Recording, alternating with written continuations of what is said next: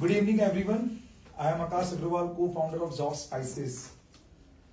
वैसे तो I am always on that side, but today I am fortunate enough कि मुझे podcast करने का मौका मिल रहा है, where I'll be asking question to Mr. Vinit Rai, MD of JM Financial and author of Private Equity 360 degree.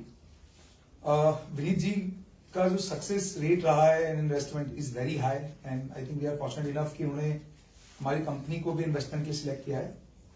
So today will be talking about private equity investors क्या देखते हैं स्टार्टअप में, how this decisions are made and you know so many different questions, जिससे कि private equity का जो insights है वो सबको पता चल सके. सो Vinit ji, I'll start with private equity can sound quite complex, you know, and can you break it down for us? What exactly does private equity, fund business do? Sure. First of all, thank you, Akash, for joining us. It's been a pleasure being with you for the last 12 to 18 months. So yeah, I would like to keep this as simple as possible. What does a private equity fund do? I think a little bit of answer is in the word itself. So if you see the word private equity is, it's not public equity. So the opposite of private is public. So when we see holdings on the road, we see so many newspaper advertisements that you see on IPOs because it's initial public offering, right? And so this is not that. So why is it called public offering? Is because everyone can go and buy those shares in the market, etc., right? Whereas private equity is exactly opposite, that it is only available to a select group of people, right? And what does it do? It's just like, just like a mutual fund. It also has a lot of investors. Of course, there's a sponsor group like JM Financial, etc. And then there are so many HNIs, so many institutions, etc. who come in, and then there's a pool of capital that gets raised. Now that fund is there to deploy in various strategies. So for example, for us as JM Financial Private Equity, we've always focused on this mid-markets, early growth sector, where we focus on sectors like consumer, manufacturing, etc. and businesses that are not, at the idea stage, but have done something already where there's a product market fit. So which is where Zoff, of course, fit in. So various funds will have different strategies, and based on the strategy, they will go and invest in those companies out of the pool of capital that has got created. And of course, ultimately, the idea is to kind of exit at very, very high returns so that everyone, the investors in the fund and the fund manager, etc., ultimately have a win-win situation where everyone kind of makes money and the companies have also kind of grown up. So in a very simple language, this is what private equity funds do. Many get confused, like what's the difference between private equity, VCs and angel fund? Sure. So if you can elaborate on that. Sure. So I think again it is, ultimately, as I always say, everything in finance is about risk and return. Everyone, suppose if you want to make 50 times your money in one day, there is only one way: you have to go and gamble. But the idea is that you will lose you can lose the entire capital, right? So again, this is also like different risks and returns. So if you are an angel investor, you are taking the maximum risk because you don't know whether the founder will even, make a business out of it or not, right? Then when you come to a venture capital, the business has shown some proof, maybe a business has succeeded in Prabhadevi, but it has not even gone beyond Prabhadevi to Worli or Chembur in Mumbai as an example, right? But when it comes to private equity, maybe the business, is already succeeded in Mumbai and wants to go beyond Mumbai. So the risks of the businesses are reducing. So the stage of capital, the type of capital is changing. So that is how angel would be the highest risk with the highest expected return, slightly lower risk with venture capital, and then of course much lower risk with private. So for our listeners, like who wants to take more risk, want to gain more, then they can become angel investor. Correct. So yeah, the next question. For a private equity firm, what makes a startup attractive, especially in the earlier growth stage? Sure. So very, very important question. I think there are 2 or 3 things. One, of course, is the overall market size. How large is the market is very important. Because remember, all these ideas, etc., ultimately they have to become large businesses over the next 10, 15, 20 years. So the markets have to be large. It cannot be very small market, and the markets have to grow fast, right? That's extremely important. So the business, where it is operating, what are the growth drivers of the overall industry and market become a very important thing. Second thing is, of course, as you would have realized from my first answer, what is private equity? Ultimately, private equity also has to exit, because just like Akash's business is to sell pav bhaji masala, our business is to sell the shares, right? Ultimately, only if we are going to, feel confident that we are going to be able to sell the shares, will we buy the shares, right? So exitability becomes extremely important. So that is the second part, that okay, ultimately once we have invested in the company has grown, then how are we going to sell the shares? Everything need not be IPO. So is there a possibility of doing a strategic sale or a larger P, etc.? So that is the second most important thing. And third, and the most important thing, is the people behind the story, right? So, who are the founders? What is their capability? And are they, willing to work with the fund management team? Are they open to suggestions or not? I think that for us is extremely critical. Just like Zoff has done so much, with us, and there has been a great partnership. So it's extremely important to see whether the team, is really, blending with us, right? And are really focused on the job that they have set out for. So these are the few things I would say, Akash. So adding to this, so many, business owners have this questions that, can every business attract private equity? No. I think great question, Akash. Fantastic question. So which is where, right? I think so there are so many businesses that are supposed to be lifestyle businesses, right? Because, ultimately when you are looking for private equity, as I said, then you are in that race where ultimately, exit events need to happen, IPO needs to happen. So the businesses, the shareholding keeps changing. So like if you are running a very specific, for example, if I am a, let's take my own example. If I am Vinit Rai, private equity teacher, right? One man show, right? Ultimately I am making a good lifestyle business. I am just coaching people and, earning well. But I am not really an investable business, right? It's a good lifestyle for me. But I am not a private equity investable business. So that is one. Then there are so many sectors which have become very traditional now, right? Like for example, your earlier business. Yeah, right? steel business. Steel business, right? So now it's been there forever, no real, new age things, etc. happening. So that is where you don't see businesses like those attracting private equity capital. So of course there are very, in fact it is the other way around, not very few segments and people, etc. attract this kind of capital. So this is an important answer, for all the listeners, that, every business cannot attract private equity. Your business has to be innovative, and first of all, it has to be scalable, because investor wants exit. Yes. And if you are not able to get the exit, then they would invest. Correct. So yeah, what's your take on growth at any cost versus profitability with purpose? Because this has been this question has been around, that businesses are making loss, still they are able to raise fund, and they are able to scale up, they are able to increase their valuation. But everyone asks this question, like, how this is possible? Sure. No, great question. And I think there is no one answer to it at all points of time. But at least for us, as a DNA, what we have already always followed, and what has worked well for us and the portfolio companies is that, first thing is that unit economics is most important, right? Ultimately, what you are selling, whatever you're selling, is it at least at that unit level making money or not, right? That is extremely important.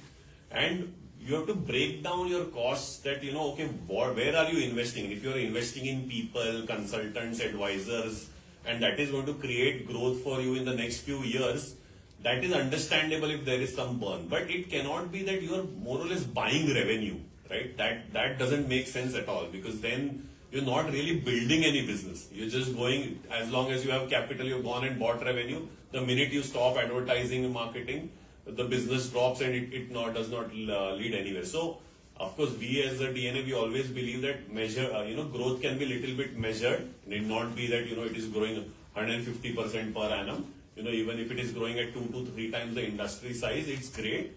And, ultimately, at least as a DNA, me and our firm both believe in kind of, long-term businesses that get created. Like, for example, 25, 30 years back, India did not have any venture capital or private equity. Still, your family built a business, right? Yeah. Correct? They built a business. Business went on for decades, right? So, ultimately, every founder has to think that way, that I'm building a long-term business, not just because I have some investor money, I'm going and, buying revenue. This has been the question with me also, like before raising the fund, that how someone can burn the money, or like if they raise the fund, so they can just burn the money for the growth. But I think in last few months we have also seen that if you want a return after a year or two, then you need to invest, maybe in consultants or maybe in some area where investment is needed. Absolutely. So I think for everyone who wants to, who have these questions, sometime you have to invest, to get that return. So there is no harm in burning, but it doesn't mean that if you have money, you will lose all it out. Yes. Yeah, so I'll talk about the current scenario, the economic climate, how it is impacting the startup funding. Right. And what should the entrepreneur should keep in mind when they are seeking for investment, and specifically like what's the right time to raise fund. Sure. So I think the good thing about the startup funding environment, etc., is that whoever is investing in any private equity fund or a venture capital fund, etc., they are all coming with their eyes open that these are long-term investments, right? You are investing for 5 to 7 years. So to that extent, economic environments, at least from an India point of view, may have a little bit of, shakes, but fundamentally, I think there is enough, belief that India is at least a 10 to 20 year growth story. So to that extent, environments may kind of trickle down a quarter, a little bit of investment, but fundamentally nothing is really changing, Akash. So the economic environment is not really, impacting Indian startup. Yeah. So money is available, Okay. right? I think the thing is that the timing, as you said, right, Akash, is extremely critical, because again, and that also is the other way around as well. Right? Just like from an investor, it is a risk return. For a founder, it is also how much dilution he wants to do at what stage, right? So, and how much does he want to ultimately own the company? So, when to go to the market? Obviously, if he grows more and then goes to the market, then his dilution is much lesser. Yeah. If he's only very small business and he goes in and raises capital, he ends up losing a lot of stake. So it's also a important thought process of the founder. So many founders, of course, have built businesses, the new age ones, where founders own only single-digit stake right now, but they are okay with it because the businesses have become very large. But there are a lot of founders who want to retain significant stakes even after certain rounds of capital. So they should go to market a little bit later, right? So it's all about the thought process. I personally feel that the minute you take third-party capital, responsibility increases on the founder. So you should be ready for it mentally, rather than numerically. If you're mentally ready, that's where you can time it. Great. So one of the interesting questions. So what caught your eye about Zoff? What gave you confidence in investing in a traditional category like spices? Sure. I think first of all, you got my ad, so of course. So thank you for believing in us, Vinitji.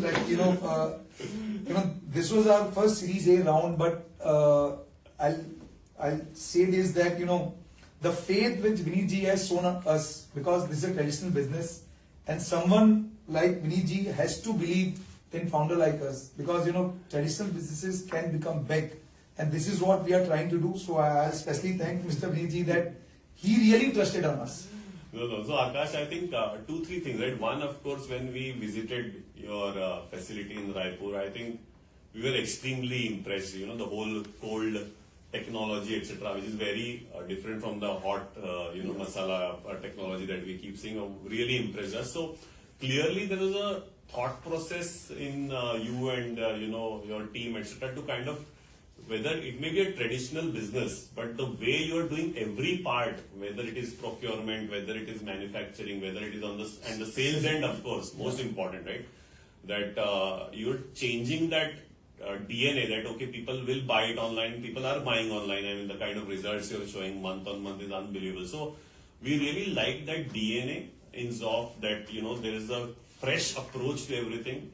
The way the quirky advertisements, khada masala matlab Zoff, it's just unbelievable, right? So I think the kind of fresh approach and the DNA that Zoff brings to the table was extremely exciting, and we are so excited to partner with you, and we are very happy with the progress that we made so far. So I'll tell you one thing, like after raising fund, I got to hear such type of questions that once you have private equity, someone has invested, so they will try to take over your company, they will try to run on your themselves.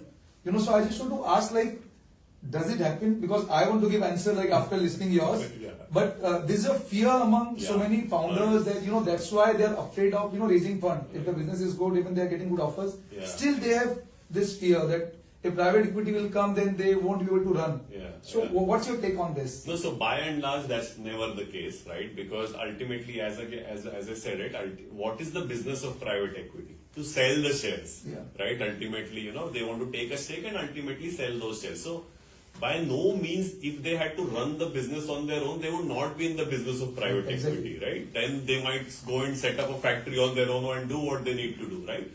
Of course, having said that, there is one strategy in private equity itself, which is called a buyout strategy and all that, where, of course, globally it is a very large strategy, where they kind of come and take large stakes, like, 51, 71, 81, 90, very large stakes, and then they bring their own ways of doing things. But having said that, the founders who's selling that kind of stake is also aware that this is going to happen. So unless, and of course exceptions are everywhere, but typically a private equity fund would never want to kind of come and control your business. That's not their job. So I'll tell you my version, because I have been hearing this question, and frankly speaking, like, it's been 8-9 months, and we have been working very closely. Believe me, private equity when comes, that takes your business to the next level. और मैंने तो अपने बहुत सारे podcast में बोला है कि यार वो इंसान बना देते हैं. My behavior, my way of looking at business has changed like anything. So guys, ये वाला जो सोच है कि private equity when comes, वो ऐसा कर लेंगे, वैसा कर लेंगे, कुछ नहीं करेंगे.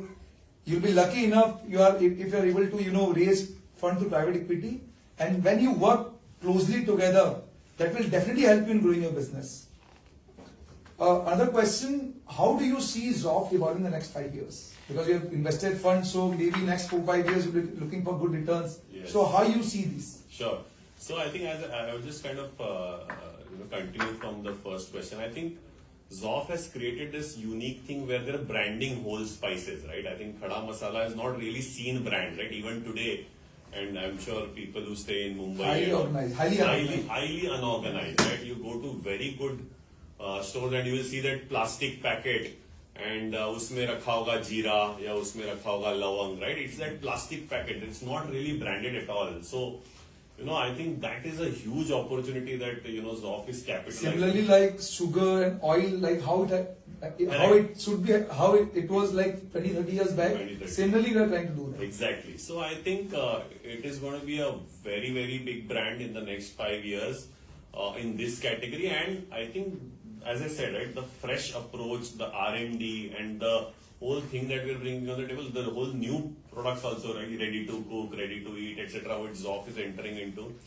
I am very confident that Zoff is going to be a household name in the next 4 to 5 years, where everybody, and the innovation is everywhere. Whether you see the Ziploc packaging, whether you see the taste, and we keep doing consumer surveys, and the kind of feedback that we get on the taste is so encouraging. So I am very excited. I think the growth will kind of continue. It will become a household name, and I am sure we will be soon ringing the bell on the exchange in the next few years. So thank you for that.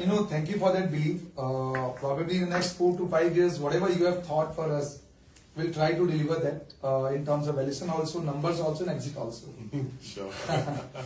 So the next question: what are the biggest macro headwinds and tailwinds for startup in the coming years? Yeah, I think headwinds and tailwinds. I think tailwinds is that the industry, the funding industry is growing every year.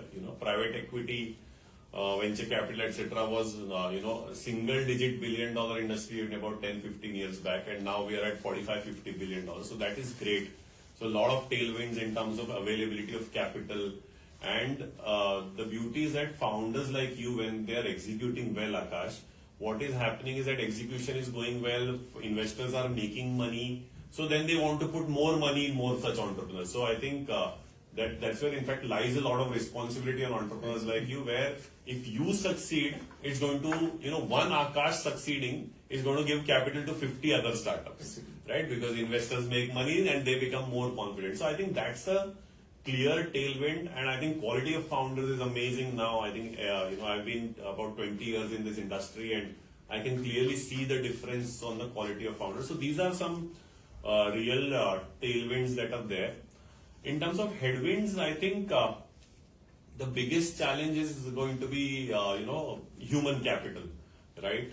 With ultimately, so many entrepreneurs wanting to do such high growth businesses, that high growth businesses, come from good quality people and good quality teams, in their companies, which I think as a country we need to work on, and I'm sure Akash, you see it. I think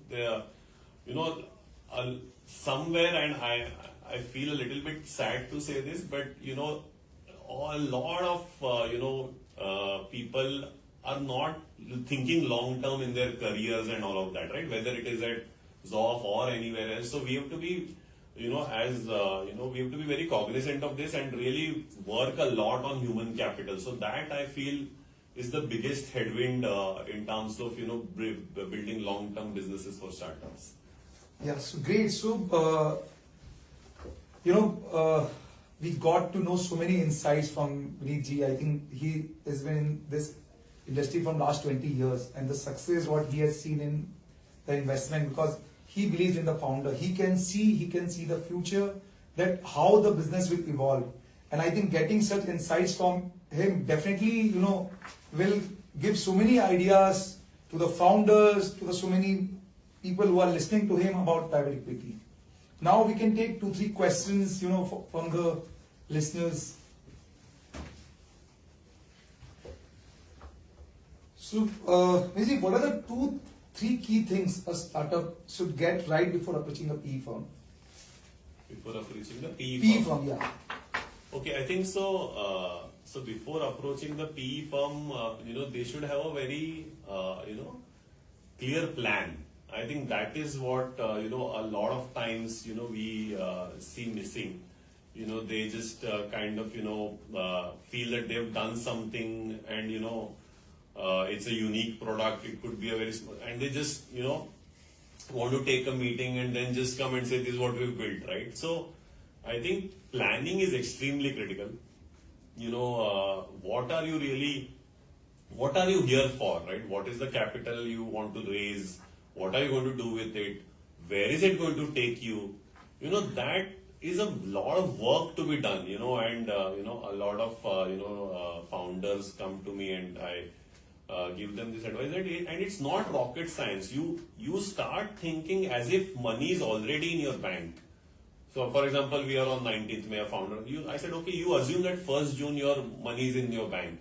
Now tell me, what are you going to do in the month? What is your activity? Who's going to do it? What is the cost, etc. So, that preparation is extremely important, Akash, which, I have personally seen missing a lot, because that is what is going to give the investor the confidence that, okay, once the money is there, what is going to be done with that money? I see a lot of broad level numbers that, okay, 50% I will use in marketing, 40% I will use in people. It's a very vague way of saying things. So that is extremely critical, and in fact that covers most of the things, but that is one. And second, again, I think a very important thing, a misconception is that a lot of people, feel that, okay, private equity has unlimited money, so they can, what is the problem? Why are they not putting in money? And there is unnecessary, these kind of thoughts that, they also understand, founders also have to understand that we are also in a very fiduciary responsibility. We have taken